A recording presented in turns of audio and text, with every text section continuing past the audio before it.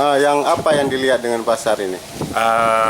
Yang pertama adalah dengan pasar sebesar ini 50 kali 20 itu letaknya di kampung.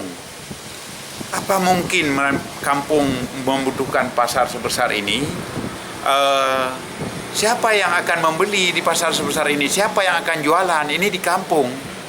Yang kedua, luas tanah hanya pas-pasan tanpa parkir.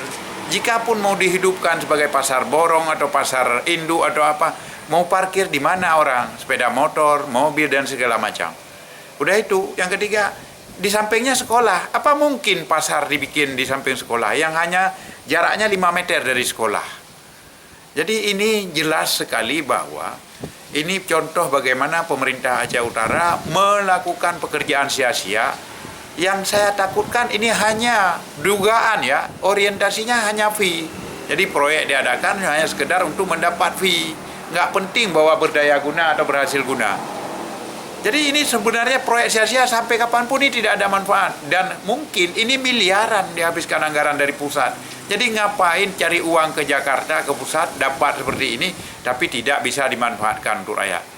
Ya, sia-sia betul. Siapa yang akan mau jualan? Lapak ikan aja hampir 100 di dalam. Kiosnya juga hampir 100. Siapa yang mau jualan? Kedai Paya 2 aja hanya beberapa pintu di sini.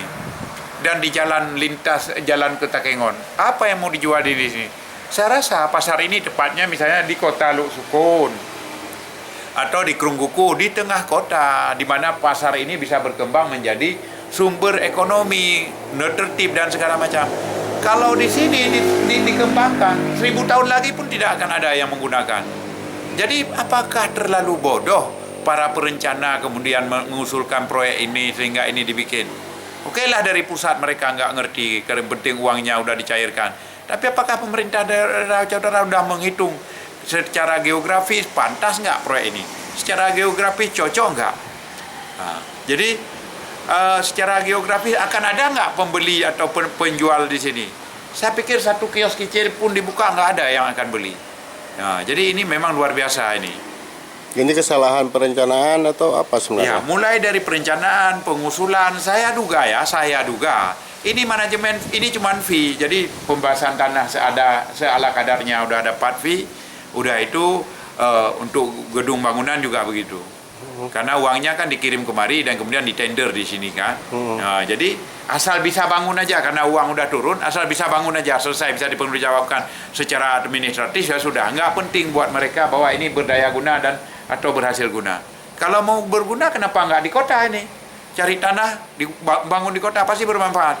Ini siapa yang akan memanfaatkan? Lagi pula parkirnya nggak ada. Itu. Ada hal lain tentang pasar ini?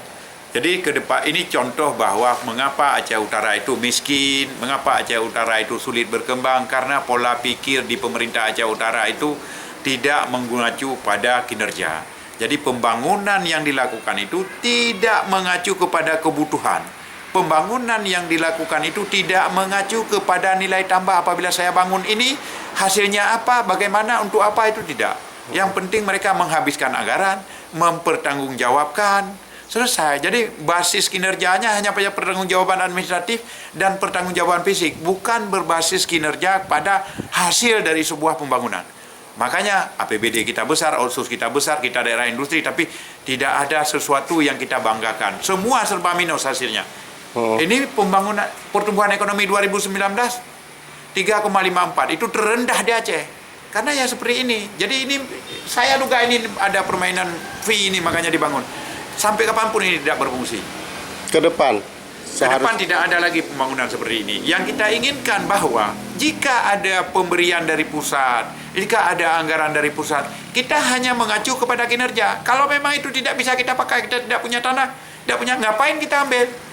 Ini mending nggak usah, tapi kita ambil untuk yang lain, entah untuk infrastruktur jalan, untuk rehab pasar, bukan bangun baru seperti ini di hutan.